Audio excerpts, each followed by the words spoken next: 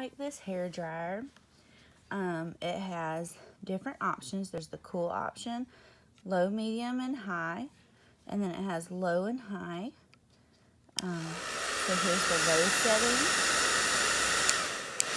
the high setting, and then you can change the temperature levels right here to do it on full.